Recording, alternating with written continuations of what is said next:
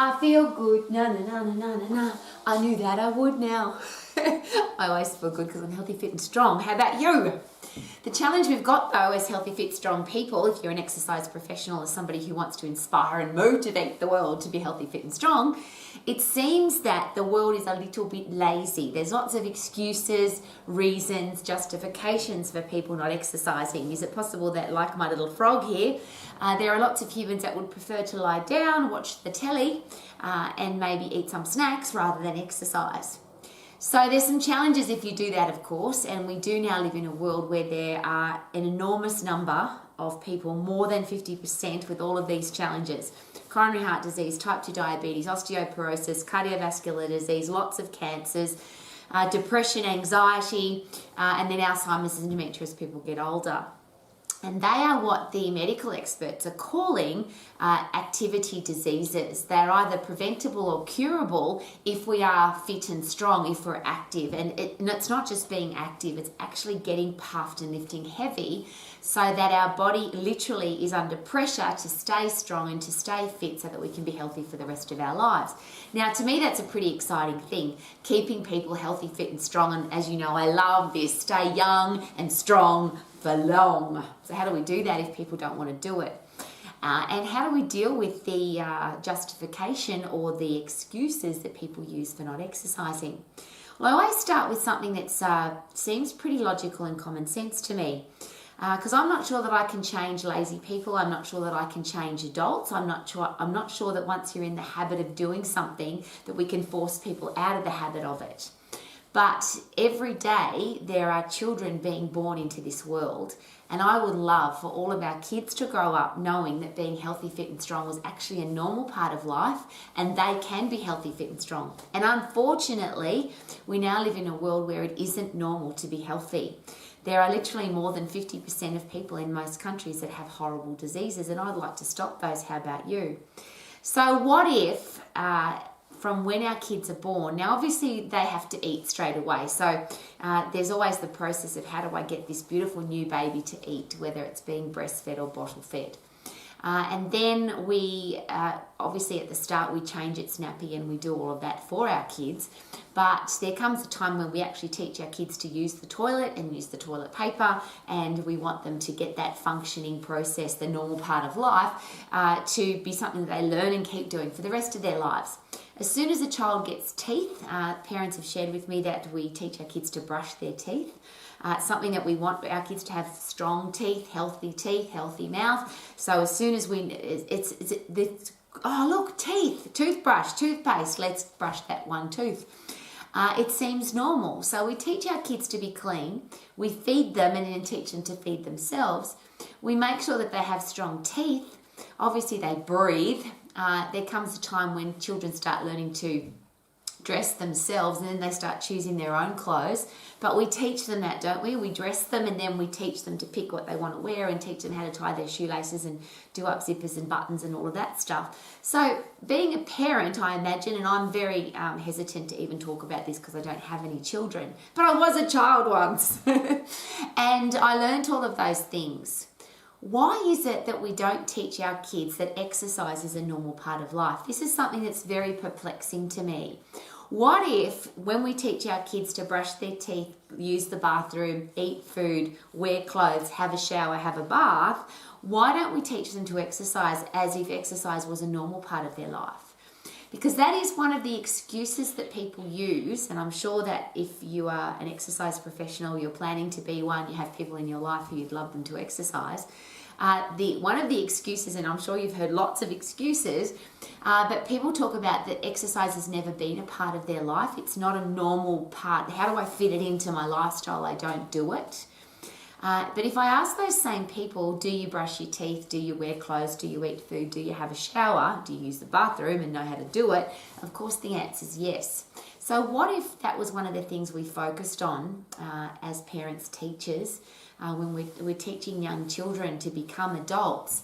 What if exercise became a normal part of their life? And then do we need to take responsibility that if our kids are going to learn to exercise, then we have to be doing it, and then we have to teach them, perhaps by example, how important it is to exercise. And why is it that we don't get the connection between a healthy body, a disease-free body, a depression-free body, all of the things that make life pretty bloody miserable? If you're not healthy, you're not fit, and you're not strong, life becomes pretty ordinary. So we want our kids to have a great job, a great career. We want them to get educated. We want them to make friends. We want them to earn money. Why is it that we have that disconnection that being healthy, fit and strong is just a normal part of life? Exercise is a normal part of life, like brushing your teeth.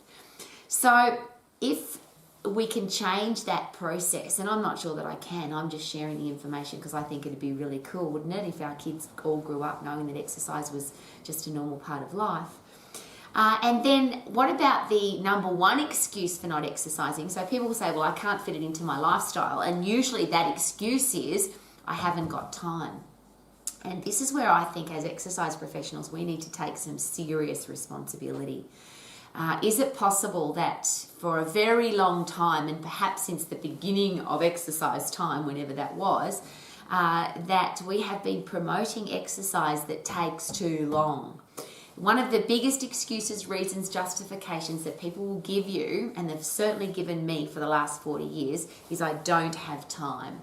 So I'll ask the question again, those same people, do they find the time to brush their teeth? Yes. Do they find the time to have a shower? Yes. Do they find the time to eat food? Yes. Do they find the time to wear clothes? Yes. But is it possible that all of those things, that they're an important part of life, but they don't take very long?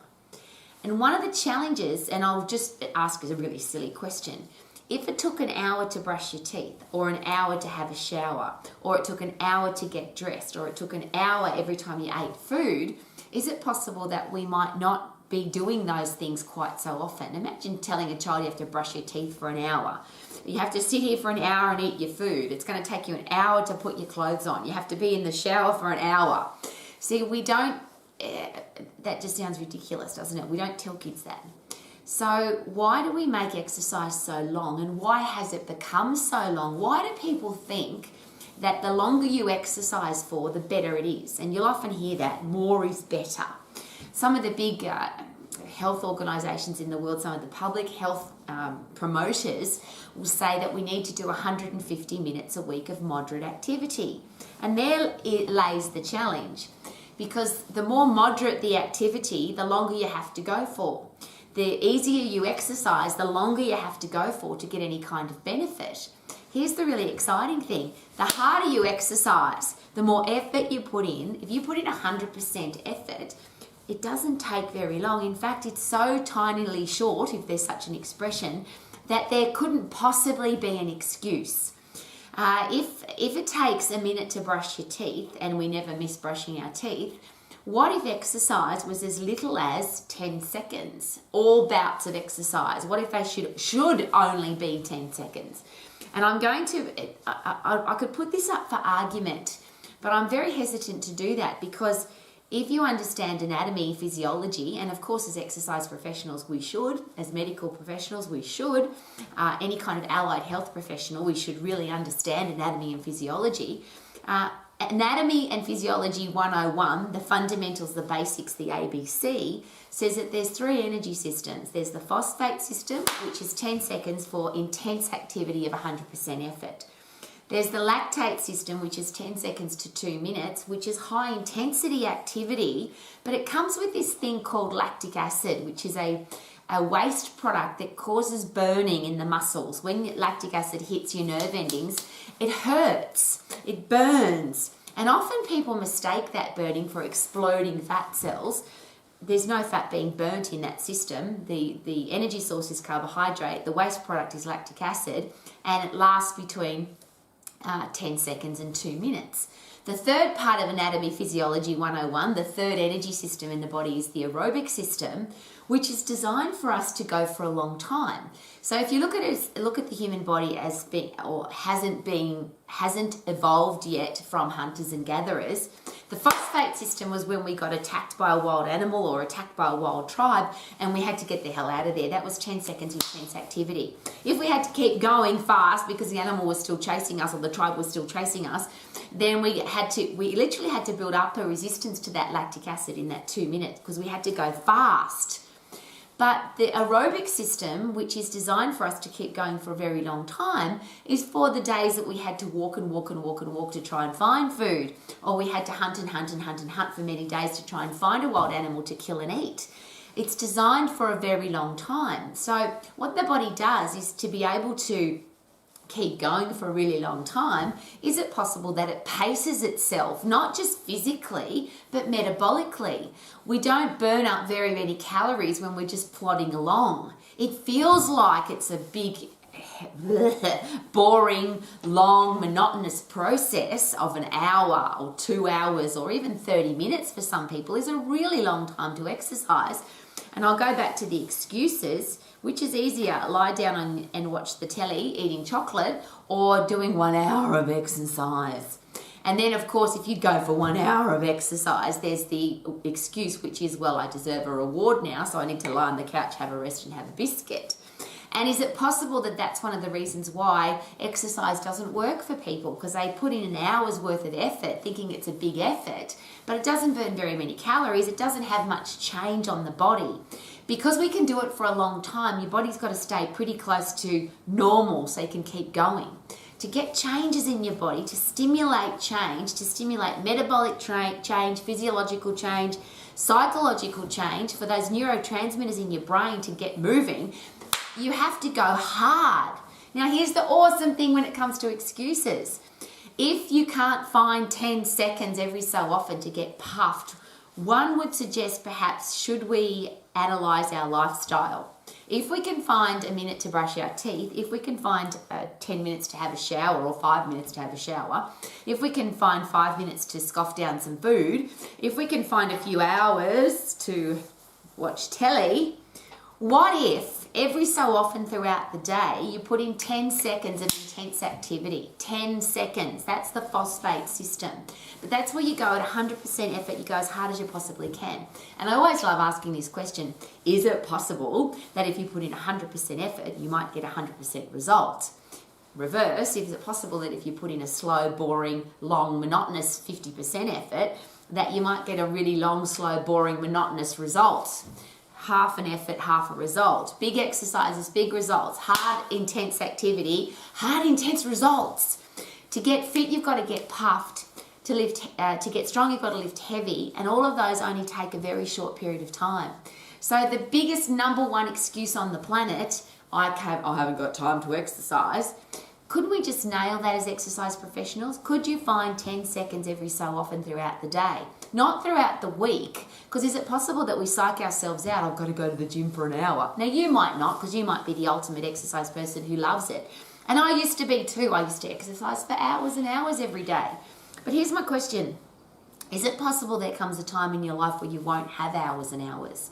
Is it possible that there are people that used to be elite athletes, sports people, people that exercise regularly, but now they've got a family, they've got a business, they've got a job, they've got other things going on in their life, so they can't find hours and hours, and they think they need to find hours and hours?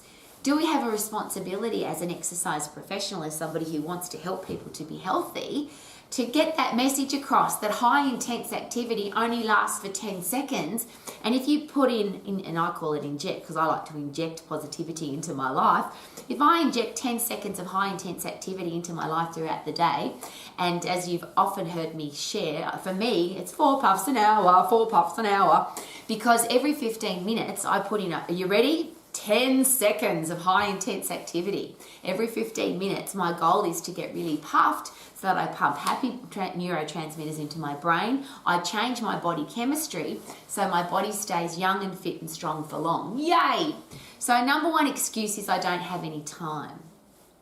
How much time do you need? 10 seconds. Whether you're lifting heavy, punching, kicking, sprinting, jumping, push-upping, skipping, doesn't matter, as long as you are doing as much intense or working at an intense level for 10 seconds, you will get puffed, and when you get puffed, you get fit. If you lift heavy as you possibly can, by the time you get to that 10-second mark, you can't lift another one because it's too bloody heavy, you will get strong. And watch that happen, by the way.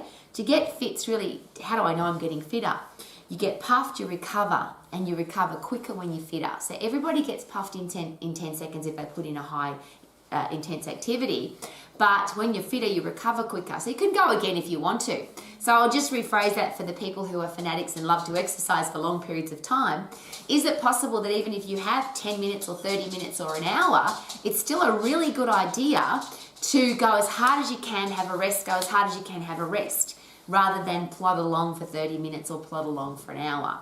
So we've nailed the time excuse. You don't need a lot of time. In fact, you don't want to be wasting time on exercises that are a waste of time.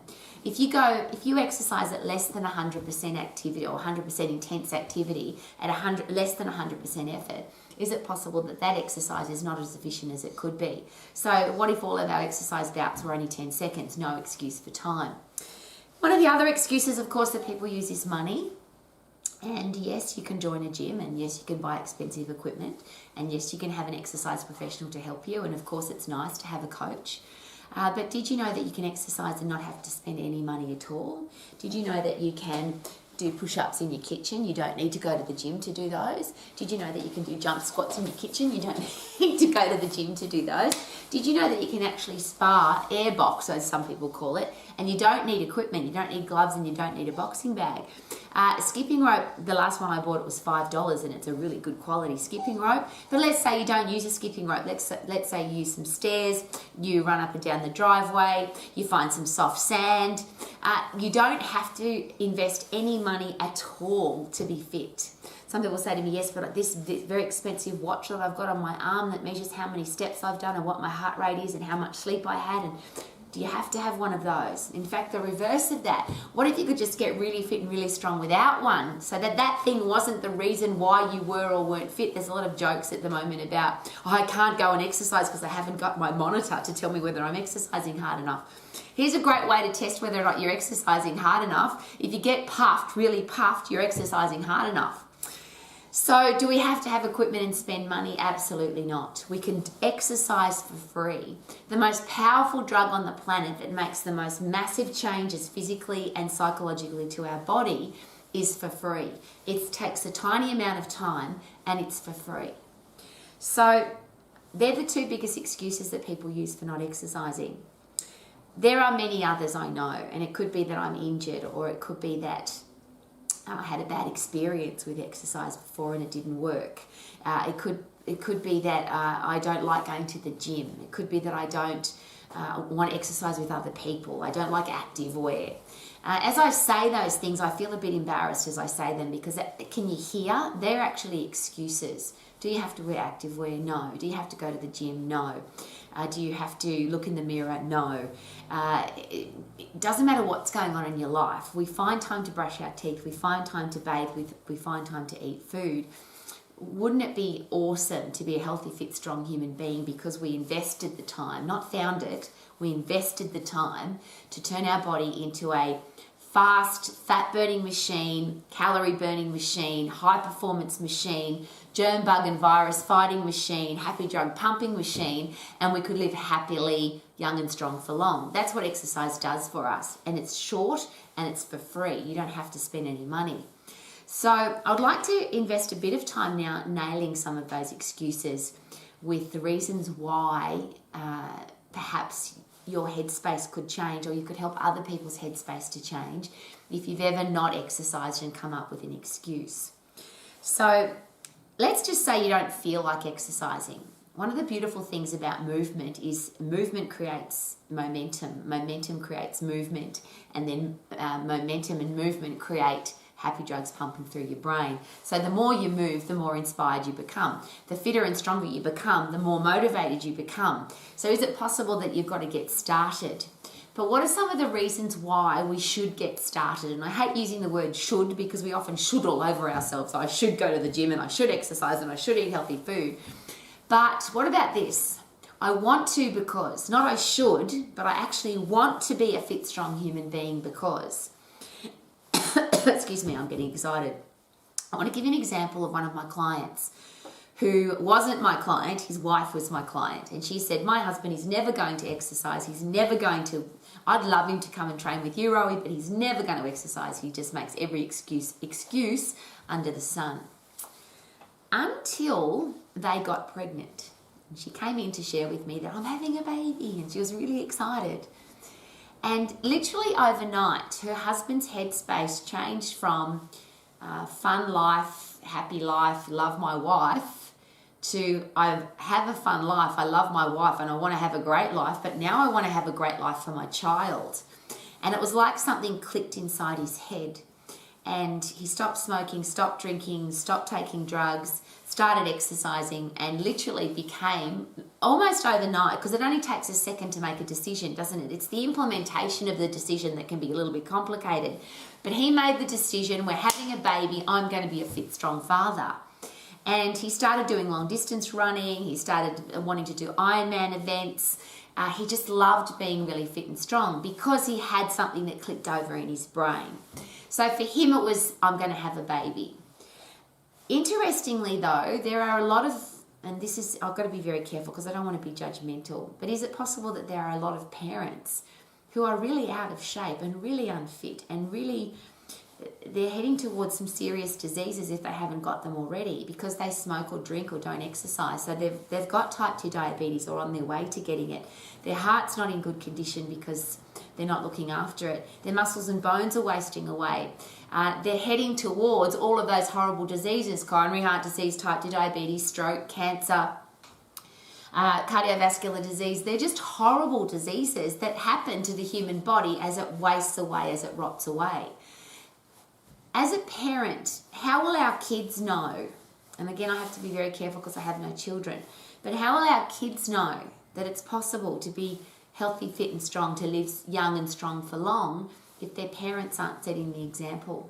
How do we, you can say I'm speechless, I don't have an answer to that question. What I do, this is again a very controversial statement I'm about to make, but it's one of the statements that I used to make with every single one of my mums that ever said to me, I've got no time to exercise, or this would often come out. I've tried everything, it doesn't work. I've tried every exercise program, every diet, nothing works, I'm going to give up. And I would ask this question, very controversial. If somebody held a gun to one of your children's head and said, if you don't get healthy for your kids, we're going to kill your kids, is it possible that that could flick a switch? Now that's a very controversial and tough question. But is it possible that if you're not living healthy, fit and strong for your kids, you are killing your kids? We've now got some very horrible data from some of the public health organisations in the world that now we've got children dying before their parents because they've been brought up inactive, they've been brought up with crappy food, and they are dying early with coronary heart disease, type 2 diabetes, osteoporosis and cancer. Their parents aren't dying yet because their parents had a childhood that was active. They were active in school, they played sport, they didn't have all the mechanical devices that are saving us so much activity. So kids are dying before their parents. I don't know how that sits with you, but I think that's wrong. Barring accident, I think that there should be a chronological advancement of I go to my parents' funeral, not the other way around. And what example are we living for our kids? Not telling our kids what to do. So I'm just going to park that, plant that. Do we have kids making excuses not to exercise and not to eat healthy food because their parents don't? So could that be a really, could it be a motivation? I want to live healthy, fit and strong for my kids. So then another really interesting way of removing excuses is to get a mirror and actually look in that mirror. There's a lot of my clients and a lot of just the general public have shared with me over my career path of 40 plus years that the big reason they stopped making excuses for not exercising was they actually saw the truth. So they caught their reflection in a mirror, because a lot of people share with me that as they got overweight or unwell or unfit or unhealthy, they just stopped looking in the mirror. But one day they caught their reflection, whether it was in a mirror or a window, or they were on video at a wedding, and they went, oh my God, is that me? And in fact, some people have even shared with me that they've seen the picture of themselves or a reflection of themselves and didn't even realize it was them. And when they did, it was like, oh my God, I can't believe this has happened to me. I can't believe I have allowed this to happen to me. And that was the day their life turned around. It was the day their life changed. They either came and joined the gym, or they called an exercise professional to help them, or they booked in with Rowie for personal exercise coaching, or they did something because they needed to. And it's always been the statement, I have to stop making excuses. I have to make a change. So perhaps rather than wait for that reflection, because the challenge with waiting to go, oh my God, I can't believe I've gotten so fat, or I'm so overweight, or I'm so unwell, is now you have to work on something, and it's really hard. If you've got to lose, if you've got 5 kilos extra fat, not too hard to get rid of. 25 kilos, a little bit more complicated. Of course it can be done, but you're starting from a much harder place. And often that rude awakening comes from looking in a mirror and you go, wow, I didn't recognize that's even me. And it takes a long time to get back to me. So what if you buy yourself a mirror and you turn the lights on or open the curtains and stand in front of that mirror stark naked and take a look? And this is not about you have to look good naked in the mirror, but there is a definite connection between how you look physically and how you are performing on the inside. Now, I understand there's also a disconnection, because there's a lot of people that look beautiful, but they're mentally unhealthy and they're not healthy on the inside. So they've got low body fat percentages, but they're very unhealthy on the inside. But if you've got to the point where you don't know whether or not, I'll rephrase, if you're at the point where you're continually making excuses about not exercising, not looking after yourself, not being fit, could it be a great opportunity to just avoid the seeing your reflection when it's all too late, or it could be too late? And I will add to that, sometimes it is too late. For men in particular, the first symptom of coronary heart disease for most men is sudden death, because men seem to avoid the doctor, they don't get their blood pressure checked, they don't check their resting heart rate, they get too busy to exercise, they work really hard, they drink too much and eat too much, and then they die. Bang, dead. That is too late, especially if you've got kids or grandkids that would like you to be around. So before it is too late, what about buy yourself a mirror and have a look and be honest with yourself? Because isn't that the beautiful thing about a mirror? It tells you the truth, unless you buy a skinny mirror, of course, but why would you do that? So if you are making excuses justifying you think it's okay not to be healthy, fit and strong, it might not be, because if you're an adult, you can do whatever you bloody well want, of course, and you can live your entire life unhealthy, unfit, weak and out of shape. It doesn't matter. But if you have people in your life who are relying on you to be around, if you've got people in your life relying on you to set the example, live the example of healthy, fit and strong, could it be time to stop making excuses? Time can't be an excuse, because the shorter you exercise, the more effective the exercise. You don't need equipment. You don't need anybody to help you do that. You can just sprint on the spot in your kitchen. You can do push-ups in your kitchen. You don't need any equipment. So there's no time excuses. There's no money excuses. Every other excuse, I'd reckon, if you gave yourself a really good uppercut, you might find that none of those are really excuses. Is it possible that we've just become lazy, like my froggy here? And I ask that very respectfully, because if you are lazy, you can be. You get to make all the choices about your life. Your clients get to make the choices about their lives if you're an exercise professional. But who's relying on you? And if you have people in your life who need your help, who need your support, who need you to be strong, who need you to be tough, who need you to be around, could today be a really good day to say, enough is enough. No more excuses, no more justifications, no more blaming somebody else. I'm fat because of my job, I'm fat because of my hormones, I'm fat because I don't have time to exercise, I'm fat because I don't like to wear activewear, I'm out of shape because how about we stop making excuses?